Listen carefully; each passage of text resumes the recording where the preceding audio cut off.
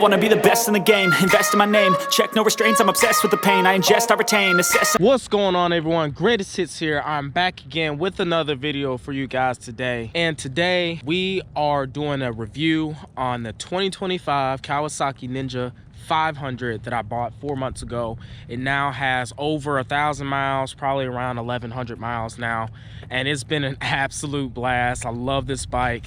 It's not like a 600 or 800 or a 900 or 1,000 cc bike, but I am a first-time rider, so I made the good choice along with some other friends that have been riding a lot longer than I have, and they told me this bike is really good starter bike for somebody that wants to get into motorcycle riding, particularly racing on the track or commuting around the street and stuff like that, and have really good performance.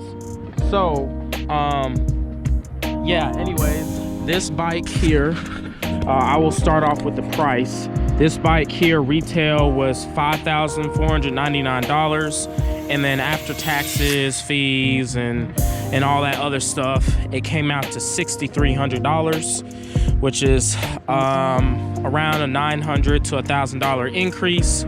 But it's been an absolute blast, like I said, and I actually financed this bike because, quite honestly, if you guys know anything about me, my channel, and been riding with me, no pun intended, since 2019, I have a turbo Trans Am, and it's not going the way that I want, and I don't want to have to spend $4 or $5 grand for another transmission.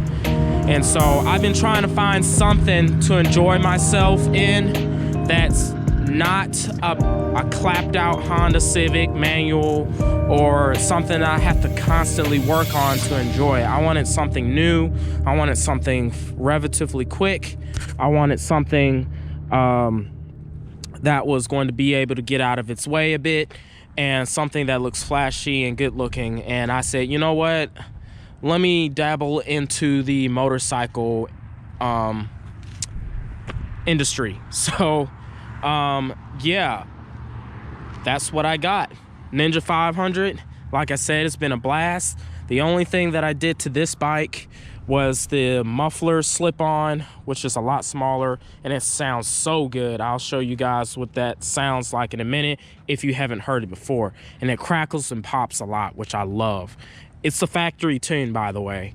And it crackled a little bit with the factory muffler, but you could hardly hear this bike going down the road at all.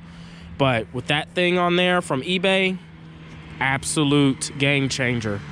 So other than that, I took the mirrors off and whatnot because they broke. Because as you guys can tell, I actually wrecked it for the first time before it even hit like 100 miles. But it's fine for the most part. I just need to paint it, get it looking right and whatnot. But on the other side, it looks a lot worse. So, but again, it's still not that bad. Side markers still work. The bulb's not cracked or anything or broken. None of the other stuff were broken. And honestly, what really saved this bike is not me, because I literally launched off the bike and hit the front brake too hard. But what really saved me was the frame sliders that I had on here, and I bought some new ones, and I'm about to install them again for the second time. Y'all don't need to see that. I already have a video of that in up here, if I can put it up here on the screen. If not, go check it out. And yeah, but anyhow, I am enjoying it so far. So about the bike, so when you're riding the bike for the first time with no miles on it, you're instantly going to feel, I don't know how I can compare this to like anybody else's like first time riding, but you're gonna feel like everything is moving so fast and your brain is not comprehending everything that's going on around you while you're riding. First off, you do not go on the street and learn how to ride a bike. You go out here to actually learn how to ride your bike in the parking lot. That's the first thing you do. Once you get a lot of that repetition and that know-how and people teaching you, somebody teaching you how to ride a motorcycle, then if you're comfortable enough, go out there and ride. Take your time. I suggest, in my personal opinion, you should ride maybe 5 miles under the speed limit. You don't have to do that. You can go at the speed limit or above the speed limit, but do what is comfortable for you. Don't worry about what anybody else says. Don't worry about the guy saying to you that, oh, you should have got a 600 or you should have went straight to an 1,000 and saved, you know, your money. Save your money. You're really spending more money, idiots. So go at your own risk. Be smart. Be proactive. Save up the amount of money that you can save up for and get whatever bike that appeals to you and that what you like. Anyhow, if you want to ride a motorcycle, if you want to get into this game, I would start off between 300 cc's to 500 cc's, no more than that. And quite honestly, you'll get bored with 300 cc's. I've never been on a 300 cc bike, but after being on this Ninja 500 for about, I say about 4 months and 2 weeks or something like that, this thing still is very exciting to ride. It can corner very well. It's light, it's nimble. But after a while, I say about an hour or so, you'll get used to that punchiness and that mid-range RPM and the power at the high RPM. But down low, it's almost not there. You probably won't feel much of it until you hit about 5 to, I would say about 6,500 to 7,000 RPM. You'll start feeling the high performance part of this motorcycle. Down low, it's not quite there yet. You can still feel that performance, but you know, you're not in that power band yet. But back to wanting to get into motorcycle stuff and into the game and all of that. I call it the game, but it's kind of what it is in the industry and whatever you want to call it. Need to start off at least with a 400 to 500 cc. If you've never been on a bike or anything fast, period, you need to get on a 400 to 500 cc. That should be plenty for you. And you may like it for 6 months. You may like it for 2 weeks. You may like it for a year. You may like it for 5 years. I've known people, personal friends that have Ninja 400s and 500s that's been on it for 2 years and 4 years because they're satisfied with it and they don't want to go any faster than that. And you know, they enjoy the bike like I do. But knowing me, I want to go faster. I want to keep this bike here, but I also want to buy another bike, particularly a 600 cc bike, so I can have more power, more mid-range and top end power and torque, and be able to use that on the track and maybe in some twisties on the street and, you know, out in the hills or in the mountains. But we don't have much of that here in Mississippi. We just got hills and flat roads and a lot of nothing. Okay. But anyhow, I am going to get, I'm sorry if I'm all over the place, guys. I have a lot to talk about this bike and about how I got this bike and everything. But I just want to point out here, I will be getting a taller screen, a taller clear screen, because I've done a lot of research on this, and there's no point in swapping this out for a tinted or a really dark screen because you can't see nothing, especially at night. Because if you're accelerating hard, you have to lean your body down to where the helmet is kind of like almost perfect with the windscreen, and you're not going to be able to see nothing. So either keep your stock windscreen or get a larger one that is a little bit more efficient and aerodynamic, to where it kind of swoops over your helmet when you're riding a little bit better. But anyways, yeah, stick with the clear screen. It makes more sense. I know it looks cool, but to me it's dumb if you can't see nothing. And I've already talked to you guys about the helmet and the tinted visor and everything. Got this thing on right now during the daylight. At night, it's a whole nother thing. But anyways, wow, what else? What do I want to do to the bike? Honestly, what I've already done was the slip-on muffler. I have taken the rear stripes off of both sides, and I started taking these stripes off too. I wouldn't say stripes, stickers, decals, sorry. Decals, I want to take the decals off on both sides. And if you guys can see, I started doing that a little bit. Started peeling a little bit off with a hair dryer. That's really one of the only ways, or probably the only way, to take these decals off.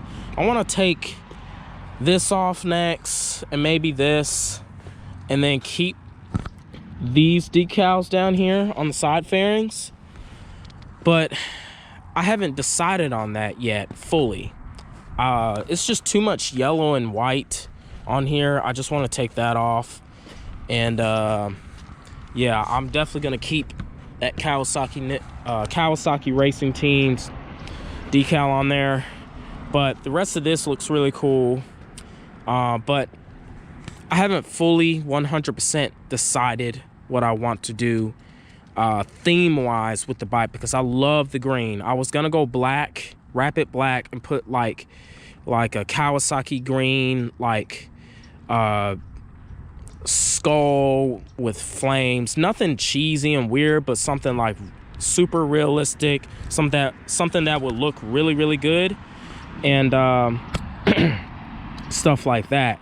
But I kinda am on the fence on that too.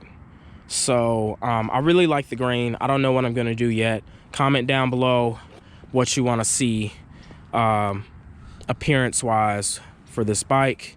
But that's where I'm at right now. But I am going to repaint it because it looks ugly to me right now. It's just all beat up and scratched up. But like I said, the frame sliders definitely saved my leg and saved most of the bike. I guarantee you that, because it slammed on the ground extremely, extremely hard when I wrecked. So yeah. What else? So of course, when you're riding too, you always want to make sure you have a decent amount of slack in your chain. I was doing triple digit speeds on this bike. It was it was nothing like I've ever experienced before in my life. Okay, I've been in a lot of fast race cars and trucks and stuff, and I know this doesn't compare to a high performance race car or anything, but dude, if you put another 50 to 100 horsepower on almost any bike that at least 600 cc's and above, that thing will decimate all.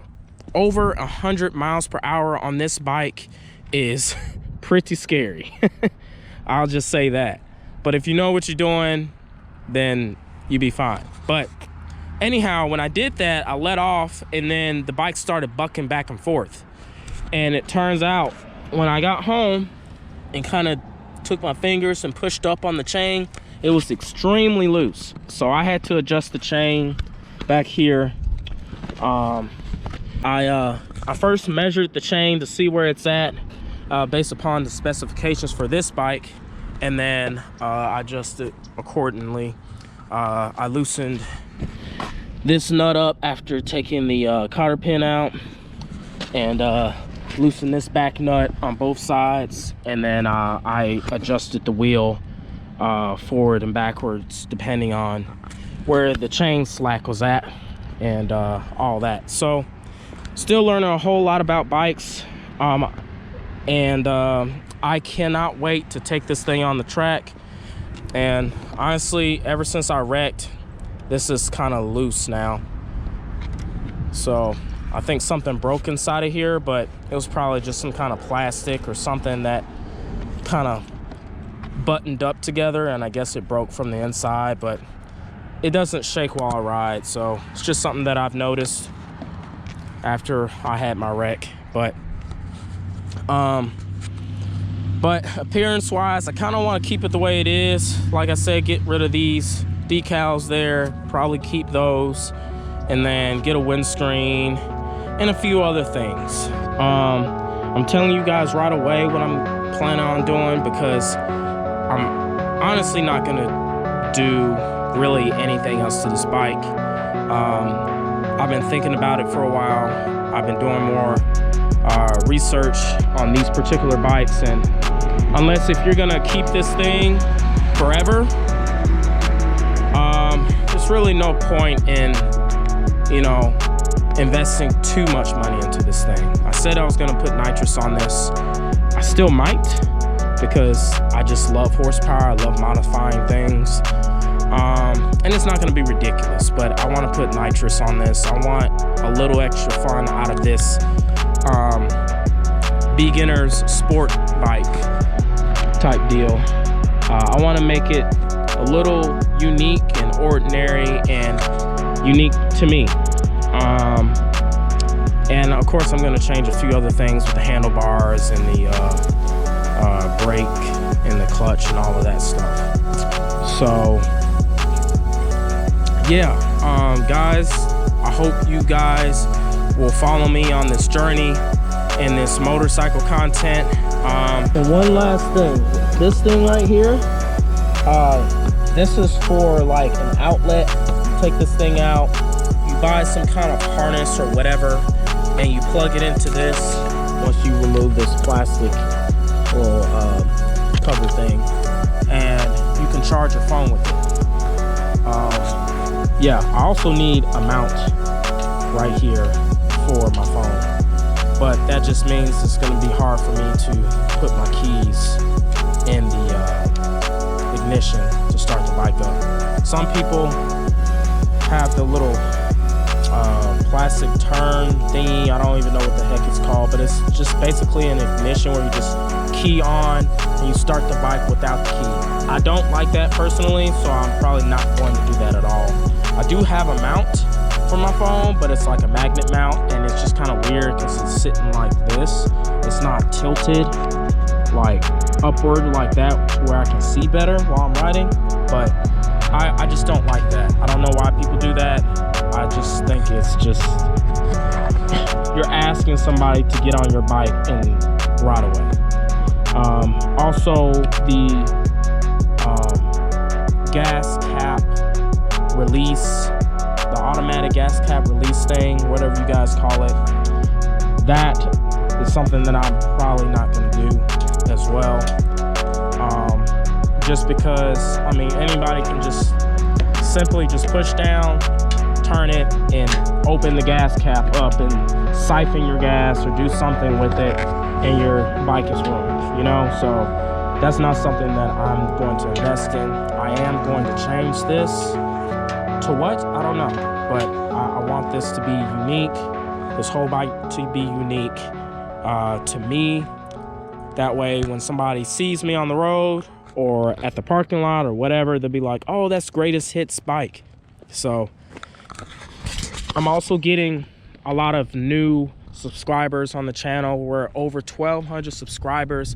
Hopefully by the end of the year, we'll have 2,500 subscribers. That is my personal goal. My name is David Hits. My last name is Hits. I will invest in this bike and take it to the track, like I said, but I'm probably not going to invest too much into it because I don't think it's really worth it, honestly. Now, that'll be a different story if I had a bigger bike, so, or when I have the bigger bike. But yeah, and then I know y'all noticed this, but there's a scratch here. I think the bike may have flipped because I definitely flipped. Because that wasn't there before. I wrecked the bike the first time. So like after I wrecked the bike the first time, that obviously wasn't there, but it just popped up whenever I wrecked the bike the second time. I'm not gonna lie, I dropped it at the parking lot twice already. Not recently, but a few months back. So yeah, that's just part of being a noob at this. So it looks really, really, really good, guys. Really good. I wanted to go with green because it just stood out to me and it just looks so freaking sexy. The red looked good too, and the black, but I wanted to do something a little bit different. So yeah, that's pretty much it, guys. I don't think I told you guys in the other videos, but as far as going to the track, I want to get, first before I do that, I want to go to this MSF course, I think, in over in NOLA down in Louisiana, and do that. That way I can kind of master some of my skills and really get used to the bike, cornering through sharp turns and all that stuff, and accelerating out of the corner. But I really love this bike, and it sounds good, it looks good, it's relatively quick for what it is. 380 pounds, 51 horsepower, and 36 or 39 pound-feet of torque or something like that. What's the other stats on it? We have a 150 60/17 tire in the back, and then a 120, actually, excuse me, 110 70R17 in the front. Honestly, plenty of rubber for the performance of this bike.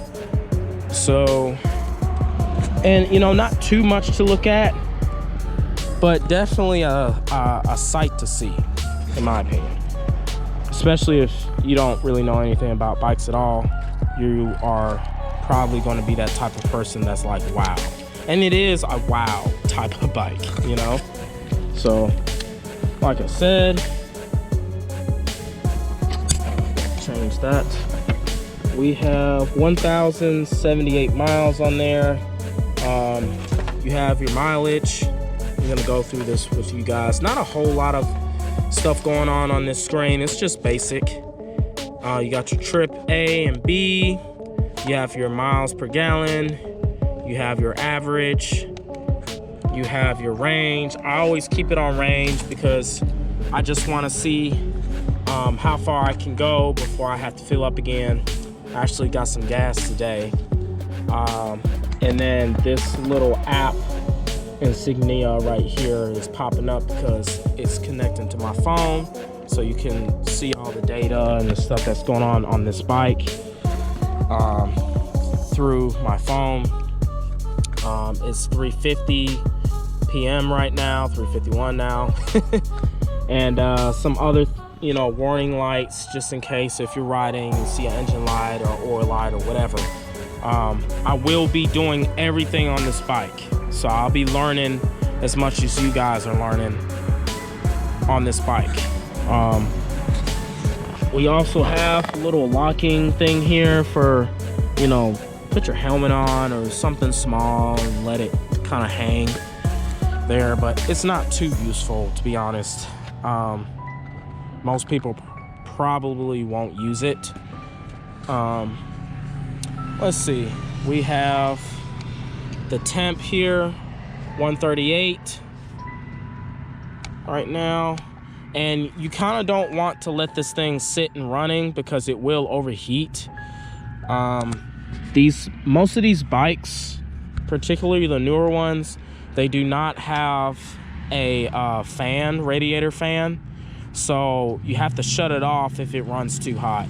So you turn the key on right here, flip the kill switch on, And then, there we go. Idling at a little over 1,000 RPM.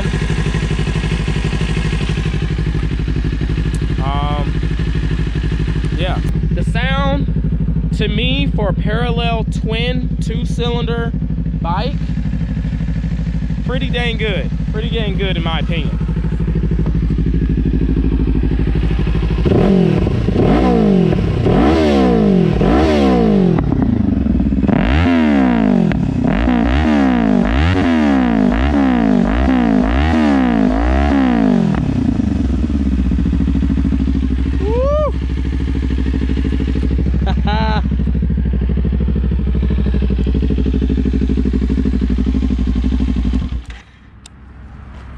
So, if I left out anything, actually I did. So, if you don't know anything about bikes, this is where you fill the oil at, right here. Basically just twist that loose and pour the oil in there after you drain the oil. The oil plug is right, let's see, right there. And then there's the oil filter. Pretty easy to get to. I can honestly do this with the bike on the ground or in the garage and change the oil there. It takes a little over 2 quarts. And yeah, pretty easy access to fill your rear brake reservoir for the rear brakes and for the front brakes as well, which is up here. I may swap this out for something a little bit nicer. And like I said, I'm probably going to change some accessories and make it look better and my own, so to speak. So I think that's it for this video, guys. This is a new chapter in my life, and I feel like, you know, I really want to do this. I want to really invest in this motorcycle thing. So yep. More content to come. Like I said, in the future we will be getting more motorcycles. I don't know how many, but I'm thinking of a few right now. And just work our way up. I really want to master this bike first, like absolutely. Like I want to get to a point to where I'm really comfortable, but like respect the bike at the same time, to where this is just nothing to me, you know what I'm saying? So, and then I want to keep in my garage, and you know, if somebody else wants to learn how to ride or whatever, I can get them on this thing and teach them how to ride. I don't want to get rid of it. I really don't. I enjoy it too much. Yeah. If y'all like this video, please hit that like button and subscribe to my channel. Greatest hits, and that sun is directly in my eyes. Anyhow, like and subscribe.